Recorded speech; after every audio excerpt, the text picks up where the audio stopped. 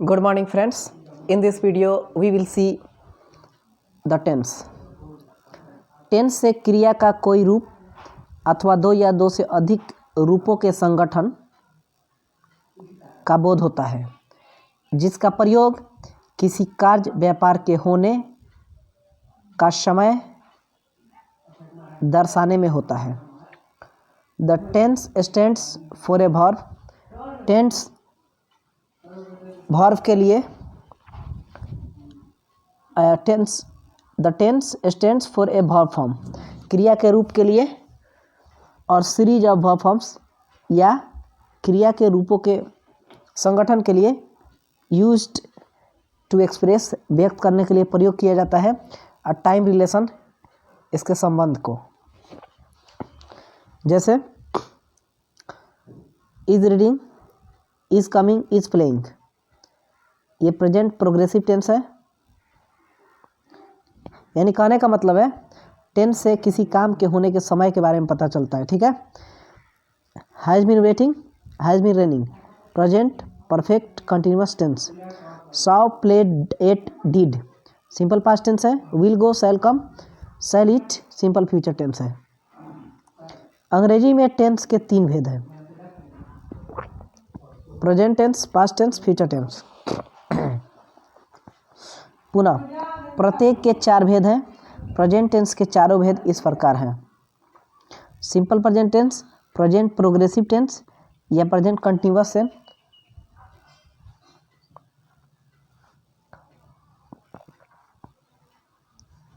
इसके बाद present perfect tense, उसके बाद प्रेजेंट परफेक्ट कंटिन्यूअस टेंस। इसी तरह पास्ट टेंस और फ्यूचर टेंस के भी 4 भेद हैं। अब इन 12 टेंसों का अलग अलग विस्तार पूर्वक अध्ययन करें। सिंपल प्रेजेंट टेंस, इसका एक और नाम हो सकता है present indefinite tense. Present indefinite tense.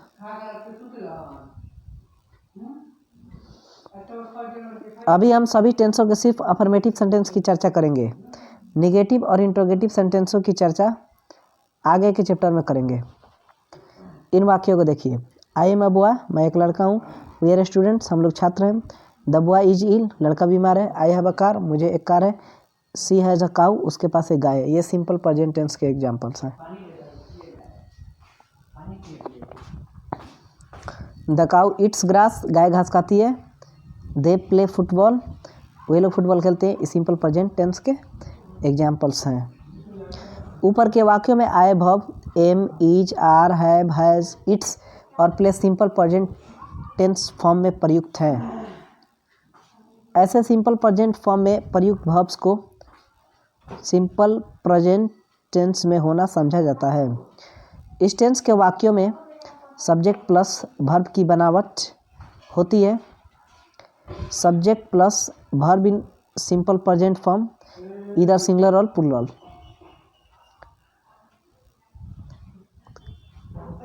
कहाँ सिंगुलर वर्ब प्रयुक्त होगा और कहाँ प्लूरल, इसके लिए आगे दी गई सारणी को ध्यान में रखें। नोट नंबर 1, हिंदी के वाक्यों में जब मुख्य क्रिया के रूप में हूँ, है, हो या है रहता है, या धातु प्लस ता हूँ, ती हूँ, ते हैं, ते हो, ती हो, ता है, ती है रहता है, तब उन वाक्यों की क्रियाओं का अनुवाद प्रायः सिंपल प्रेजेंट टेंस में होता है। उदाहरण के लिए ऊपर दिए गए वाक्यों को देखें और अनुवाद के लिए इस सारणी को ध्यान में रखें। सारणी है subject verb. Person, first person subject जो होगा फर्स्ट पर्सन सिंगुलर में, आई एम, आई हैव, आई ईट। उसके बाद है सब्जेक्ट इन प्लूरल नंबर, तो वही हो जाएगा we are, we have, we eat. इसके आगे सेकंड पर्सन में you are, you have, you eat, इसका प्लूरल हो जाएगा, ये सिंगुलर था, you are, you have, you eat. इसके बाद है third person, he is, she has, he eats, इसका plural they are, they have, they eat. Note 2, he के स्थान पर सी, इट या कोई भी उपयुक्त सिंगुलर सब्जेक्ट आ सकता है तथा दे के स्थान पर कोई उपयुक्त प्लूरल सब्जेक्ट आ सकता है।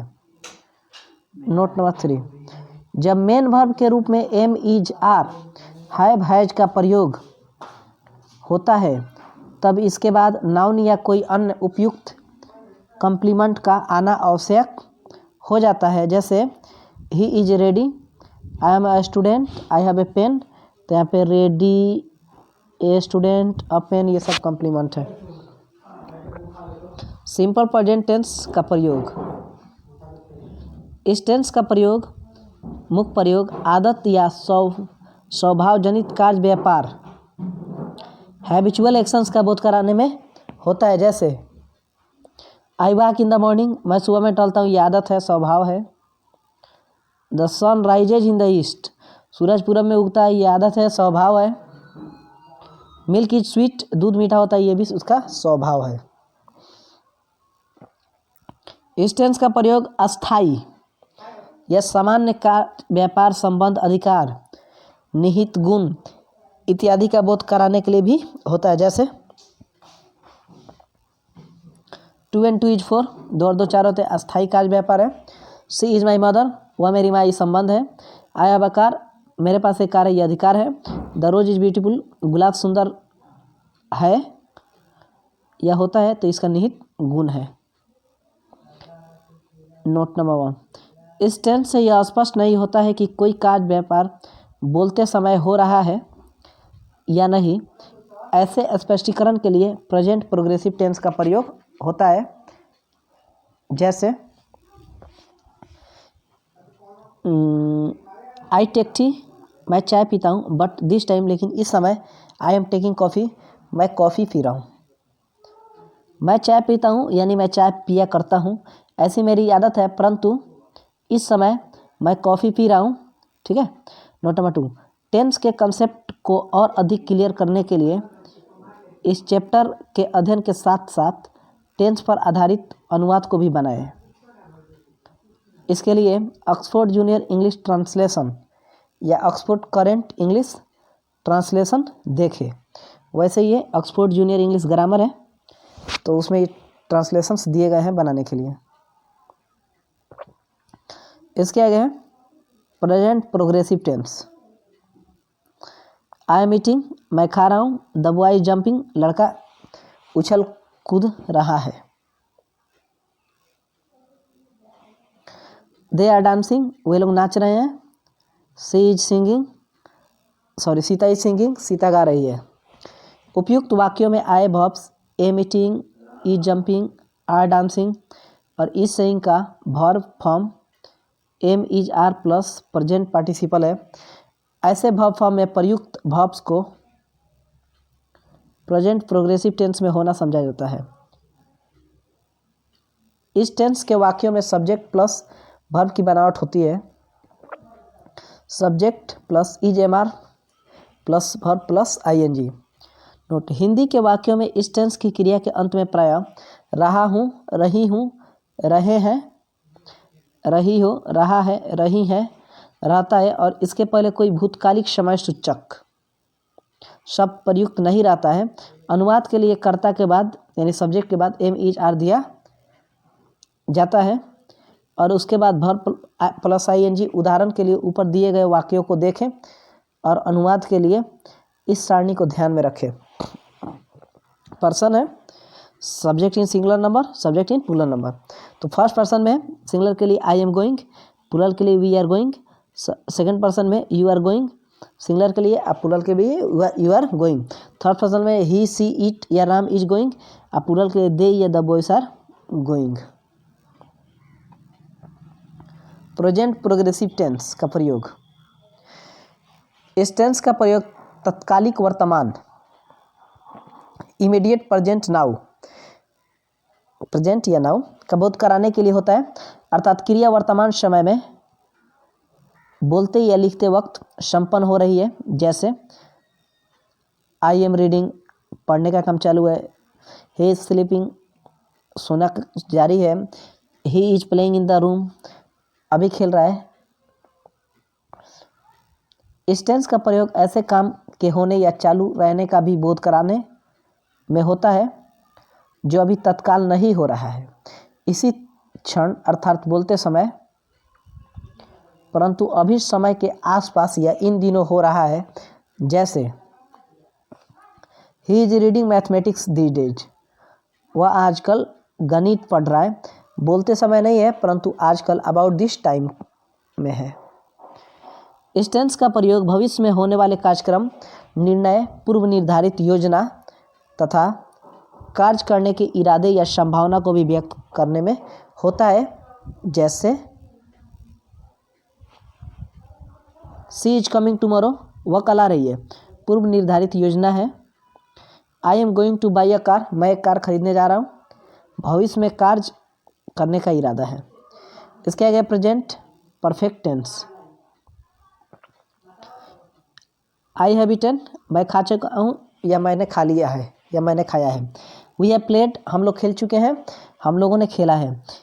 यू हैव डन इट, तुमने इसे किया है, तुम इसे कर चुके हो। द सन हैज राइजन, सूरज उग चुका है, सूरज उग गया है। ऊपर के वाक्यों में आए verbs have eaten, have played, have done और हैज राइजन का verb form have has plus past participle of the main verb है। ऐसे वर्ब फॉर्म में प्रयुक्त वर्ब को प्रेजेंट परफेक्ट टेंस में होना समझा जाता है। इस टेंस के वाक्यों में सब्जेक्ट प्लस वर्ब की बनावट होती है। सब्जेक्ट प्लस हैव या has plus verb 3। Note, Hindi के वाक्यों में इस टेंस की क्रियाओं के अंत में चुका हूँ, चुकी हूँ, चुके हैं, चुका है, चुकी है अथवा या हूँ, ये हूँ, ए है, ए हो, या है, ई है रहता है। अंग्रेजी अनुवाद में सब्जेक्ट के बाद हैव हैज दिया जाता है और उसके बाद क्रिया का पास्ट पार्टिसिपल फॉर्म यानी वर्ब 3। जब subject third person singular number में रहता है तब हैज प्लस वर्ब 3 लगता है। अन्य सब्जेक्ट्स के साथ हैव प्लस वर्ब 3 लगता है। उदाहरण के लिए ऊपर दिए गए वाक्यों को देखें और इस सारणी को ध्यान में रखें। फर्स्ट पर्सन में सिंगुलर सब्जेक्ट के साथ आई हैव ईटन, पूरा सब्जेक्ट के साथ we have eaten. Second person में सिंगुलर सब्जेक्ट के साथ यू हैव ईटन और फिर पूरा सब्जेक्ट के साथ you have eaten. Third person में सिंगुलर सब्जेक्ट के साथ he, she, it, Ram has eaten और प्लूरल सब्जेक्ट के साथ दे या the boys have eaten. Present perfect tense का प्रयोग।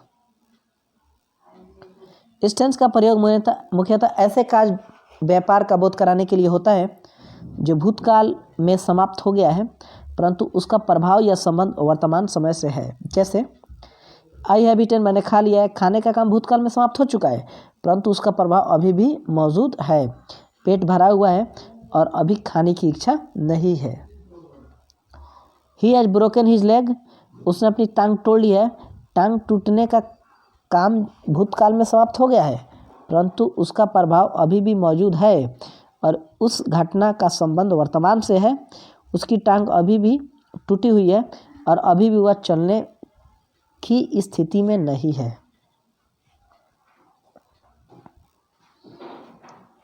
Present perfect continuous tense.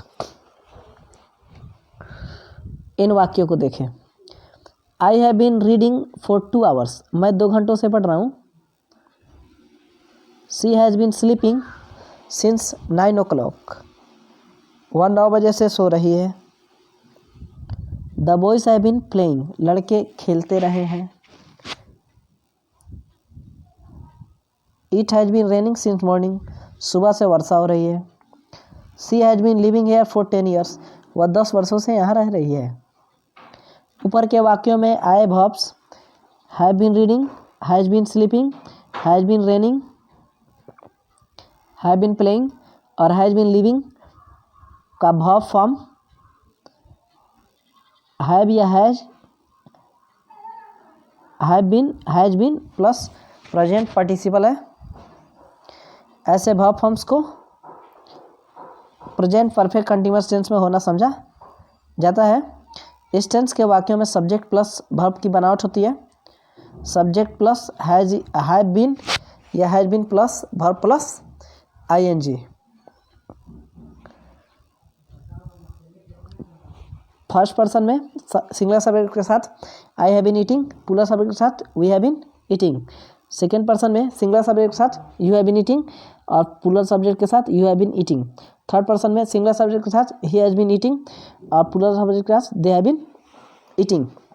Note, जब हिंदी क्रियाओं के अंत में रहा हूँ, रही हूँ, है, रहे हैं, रहे हो, रही हो, रहा है, रही है, रहता है और इनके पहले भूतकालिक समय सूचक शब्द जैसे 1 घंटों से, 2 घंटों से, 2 वर्षों से, सुबह से, 9 बजे से इत्यादि रहता है, तब इन क्रियाओं का अनुवाद प्रेजेंट परफेक्ट कंटिन्यूअस टेंस में होता है। जब भूतकालिक समय सूचक शब्द का प्रयोग नहीं रहता है तब क्रिया के अंत में रहा हूँ, ता रहा हूँ, ती रही हूँ, ता रहा है, ती रही है, ते रहे हैं, ते रहे हो, ती रही हो रहता है। उदाहरण के लिए पिछले पृष्ठ पर दिए गए वाक्यों को देखें। फोर या सिंस का प्रयोग। कुछ वाक्यों में समय सूचक शब्दों के पहले फोर या सिंस का प्रयोग होता है। फोर का प्रयोग जब अवधि अर्थात कितनी देर से, कितनी समय से दी रहती है तब फोर का प्रयोग होता है।